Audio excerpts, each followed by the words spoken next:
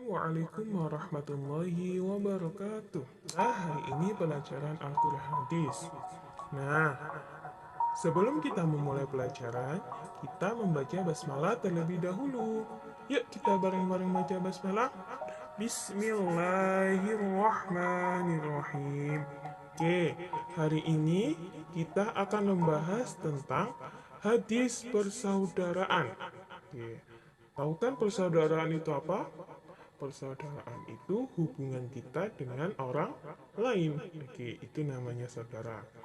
Hubungan atau juga dengan kakak atau adik itu juga saudara. Atau dengan yang saudara itu juga saudara.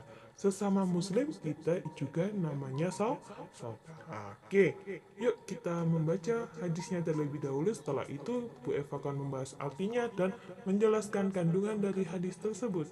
Yuk. Oke, ini hadis tentang persaudaraan. Kita baca bareng-bareng ya anak-anak. Al-muslimu akhul muslimi la yadlimuhu wa la yakhduluhu wa la yakdibuhu wa la yahqiruhu.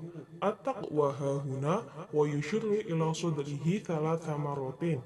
Bihasbi mri'in minasyarri ay yahqira akhahul muslima kullu muslimi haramun damuhu wa maluhu wa irduhu rawahul muslim. Bu Eva artikan hadis tersebut di anak-anak. Artinya, dari Abu Hurairah radhiyallahu anhu, Rasulullah SAW bersabda, orang Islam itu bersaudara dengan orang Islam yang lain. Jadi orang Islam itu tidak boleh mengabaikannya, tidak boleh mendustai itu, tidak boleh membohongi, dan tidak boleh menghina. Jadi kita sesama Muslim itu gak boleh cuek, gak boleh berbohong, dan gak boleh menghina. Kemudian takwa itu di sini Rasulullah itu menunjuk di dadanya. Jadi ketakwaan orang atau ketakwaan muslim itu ada di dalam hati. Maksudnya di dada itu di dalam hati. Beliau sampai menunjukkan sebanyak 3 kali. Seseorang cukup dikatakan berbuat jelek apabila ia merendahkan saudaranya yang muslim. Jadi kalau kamu merendahkan saudaramu sendiri orang Islam, maka kamu dikatakan sebagai orang yang sifatnya buruk.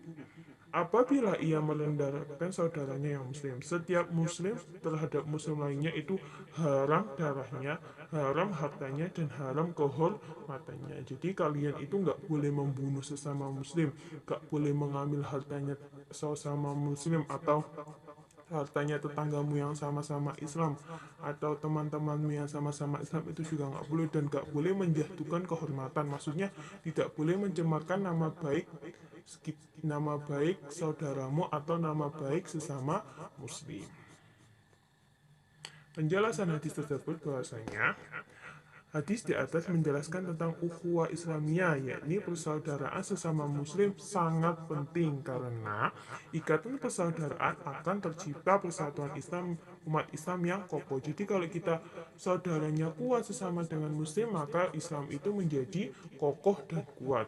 Di samping itu, umat Islam itu harus menjaga keutuhan dan menghindari sifat-sifat dan perbuatan yang dapat merusak persatuan dan kesatuan umat Islam. Jadi kita tidak boleh atau tidak diperkenankan untuk merusak kesatuan dan persatuan umat Islam. Bagaimanakah cara menjaga atau membina persaudaraan sesama muslim itu? Ada 2 cara. Yang pertama adalah senantiasa berbuat baik kepada muslim. Nah, sesama muslim, bukan yang namanya muslim aja, tapi sesama muslim atau sesama orang Islam. Muslim itu artinya adalah orang yang agamanya Islam. Oke. Senantiasa berbuat baik, baik tetangga, teman, saudara, dan lain-lainnya yang sesama Islam. Oke, saling hormat dan menghormati, juga saling kita orang yang lebih tua kita hormati, kemudian ada yang anak yang lebih kecil dari kita, dia menghormati kita, berarti kita saling menyayangi anak kecil itu. Kemudian saling menyayangi, saling tolong menolong, kalau ada yang kesusahan ditolong, dan bermusyawarah dalam setiap perkara. Oke, yang kedua yakni menjauhi sifat-sifat dan perbuatan yang dapat menyebabkan rusaknya persaudaraan. Contoh, menganiaya atau menganiaya kan mukul-mukul atau buat dia sakit, itu namanya menganiaya. menganiaya, kemudian mengabaikan, tidak dipedulikan, kemudian mendustai, itu berbohong dan menghina. Jadi kita sesama muslim itu tidak boleh saling menghina, berbohong, dan mengabaikan serta menganiaya. Kandungan hadis tersebut bahwasanya persaudaraan terhadap sesama muslim harus dibangun dengan kokoh.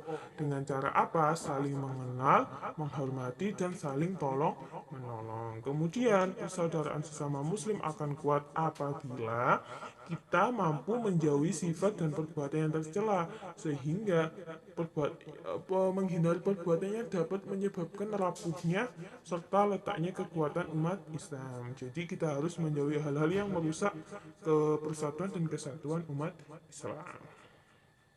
Syukron katsiran, semoga bermanfaat anak-anak. Wassalamualaikum warahmatullahi wabarakatuh.